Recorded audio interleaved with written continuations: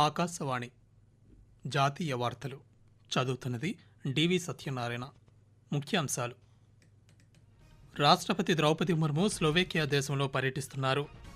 భారతదేశ పురోగతి ప్రపంచ దేశాలకు స్ఫూర్తిదాయకంగా నిలుస్తుందని ప్రధానమంత్రి నరేంద్ర మోదీ పేర్కొన్నారు. బ్యాంకింగ్ రంగంలో విదేశీ పెట్టుబడులను భారత ప్రభుత్వం ప్రోత్సహిస్తోందని కేంద్ర ఆర్థిక మంత్రి నిర్మలా సీతారామన్ అన్నారు. కేంద్ర మంత్రివర్గం ఈరోజు న్యూఢిల్లీలో ప్రధానమంత్రి అధ్యక్షతన సమావేశమైంది. Reserve Bank of India RBI repo రేటును 0.25% తగ్గిస్తూ నిర్ణయం తీసుకుంది. వార్తల వివరాలు: రాష్ట్రపతి ద్రౌపది ముర్ము స్లోవేకియా దేశంలో పర్యటిస్తున్నారు. ఈ పర్యటనలో భాగంగా ఈరోజు ఆ దేశ అధ్యక్షుడు పీటర్ పిలెగ్రినితో సమావేశమై పలు అంశాలపై చర్చించారు. ఈ ద్వైపాక్షిక చర్చల్లో ఎంఎస్ఎంఈలు, విదేశీ సేవలకు సంబంధించిన 2 అవగాహన ఒప్పందాలపై ఇరు దేశాలు సంతకం చేశాయి.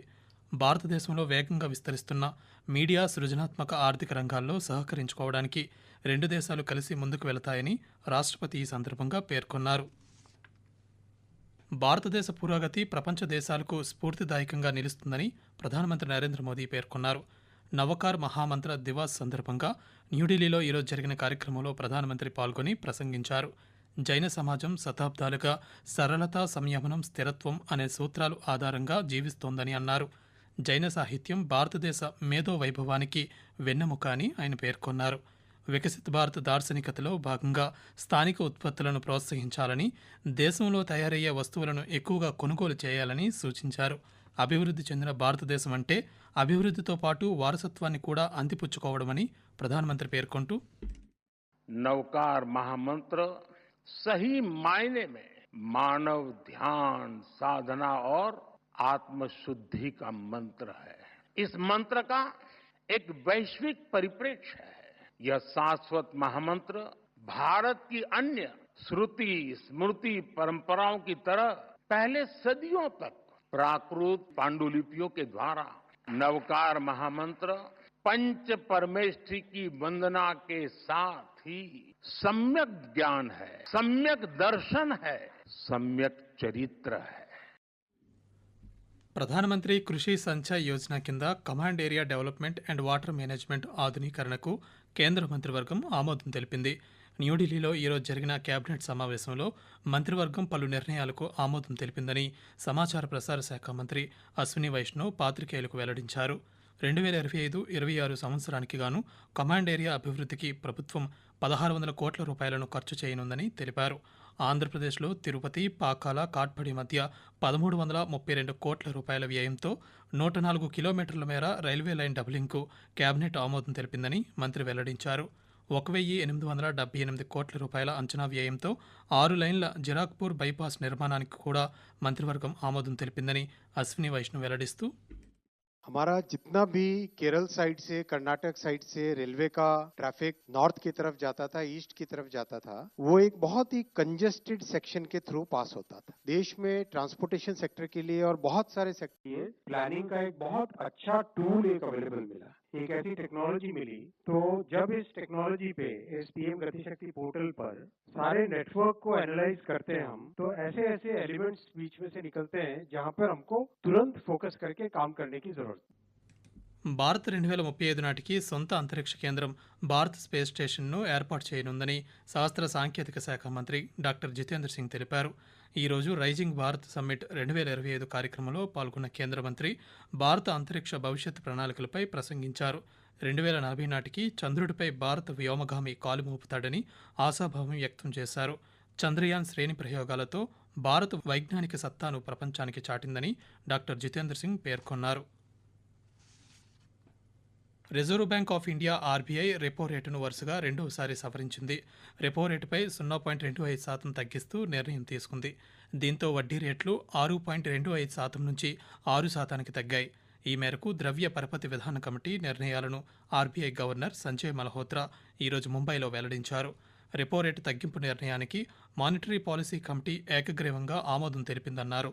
2025-26 ఆర్థిక సంవత్సరంలో వృద్ధి రేటు 6.5%గా నమోదయ్యే అవకాశం ఉందని ఆర్బీఐ గవర్నర్ పేర్కొంటూ, The Reserve Bank's journey over the last 9 decades is closely intertwined with the nation's development and progress. As a custodian of monetary and financial stability, the Reserve Bank has evolved itself over the years into a full-service central bank with varied functions facilitating a market economy. Indeed, a very, very long journey full of accomplishments and achievements, something which every RBite is proud of and something I believe the whole of India and its citizens are also proud of, posing new headwinds for global growth and inflation.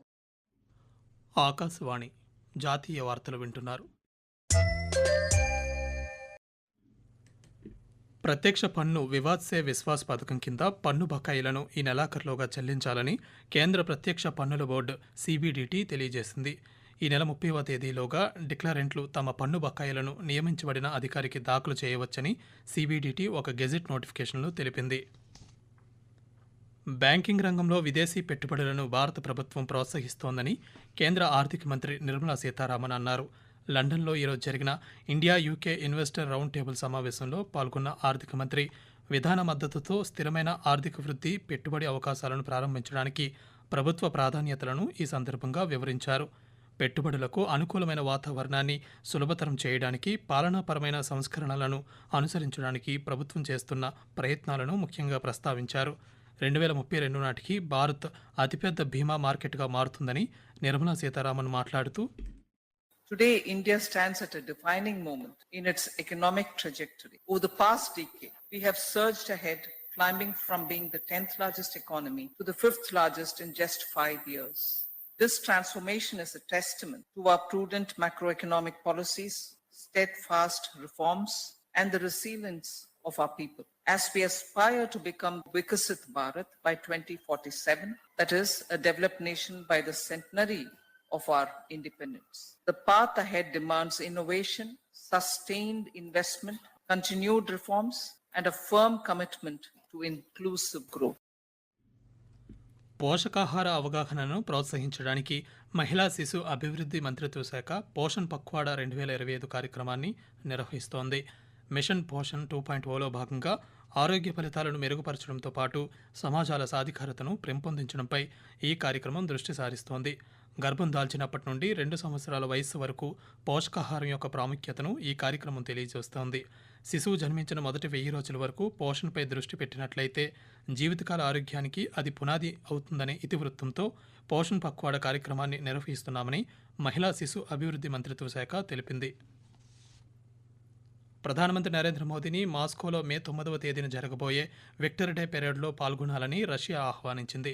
ఈ మేరకు ఆ దేశ ఉప విదేశాంగ మంత్రి Andrei Rudenko వివరాలను వెల్లడించారు. ఈ వేడుకలకు భారత ప్రధాని నరేంద్ర మోదీ హాజరవుతారని తాము ఆశిస్తున్నామని తెలిపారు. 2వ ప్రపంచ యుద్ధంలో నాజీ జర్మనీపై సోవియట్ యూనియన్ సాధించిన విజయానికి గుర్తుగా ఈ దినోత్సవాన్ని నిర్వహిస్తున్నారు.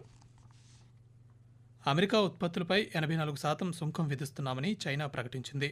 ఏప్రిల్ 10వ తేదీ నుంచి ఈ సుంకాలు అమల్లోకి వస్తాయని ఆ దేశ ఆర్థిక మంత్రిత్వ శాఖ వెల్లడించింది. తమ దేశ వస్తువులపై అమెరికా 104% సుంకం విధించిన నేపథ్యంలో ఈ నిర్ణయం తీసుకున్నామని తెలిపింది. అమెరికా బెదిరింపులకు పాల్పడుతోందని, ఆ దేశ నిర్ణయాలతో ప్రపంచ వాణిజ్యం స్థిరత్వాన్ని కోల్పోతోందని చైనా పేర్కొంది. వాతావరణం. వాయువ్య భారతదేశంలో ఉష్ణోగ్రతలు మరింత పెరుగుతాయని భారత వాతావరణ శాఖ ఐఎండీ వెల్లడించింది. రానున్న 2 రోజుల్లో గుజరాత్, మధ్యప్రదేశ్లలో వడగాలుల ప్రభావం ఎక్కువగా ఉంటుందని ఐఎండీ సీనియర్ శాస్త్రవేత్త డాక్టర్ నరేష్ కుమార్ తెలిపారు. పంజాబ్, హర్యానా, ఢిల్లీలో కూడా వడగాలుల ప్రభావం ఎక్కువగా ఉంటుందని ఆయన చెప్పారు. జాతీయ వార్తలు ముగించే ముందు ముఖ్యాంశాలు మరోసారి. రాష్ట్రపతి ద్రౌపది ముర్ము స్లోవేకియా దేశంలో పర్యటిస్తున్నారు. భారతదేశ పురోగతి ప్రపంచ దేశాలకు స్ఫూర్తిదాయకంగా నిలుస్తుందని ప్రధానమంత్రి నరేంద్ర మోదీ పేర్కొన్నారు. కేంద్ర మంత్రివర్గం ఈరోజు న్యూఢిల్లీలో ప్రధానమంత్రి అధ్యక్షతన సమావేశమైంది. Reserve Bank of India RBI repo రేటును 0.25% తగ్గిస్తూ నిర్ణయం తీసుకుంది. బ్యాంకింగ్ రంగంలో విదేశీ పెట్టుబడులను భారత ప్రభుత్వం ప్రోత్సహిస్తోందని కేంద్ర ఆర్థిక మంత్రి నిర్మలా సీతారామన్ అన్నారు. ఆకాశవాణి జాతీయ వార్తలు ఇంతటితో సమాప్తం. తిరిగి రేపు ఉదయం 6:45 ప్రాంతీయ వార్తలు వింటారు.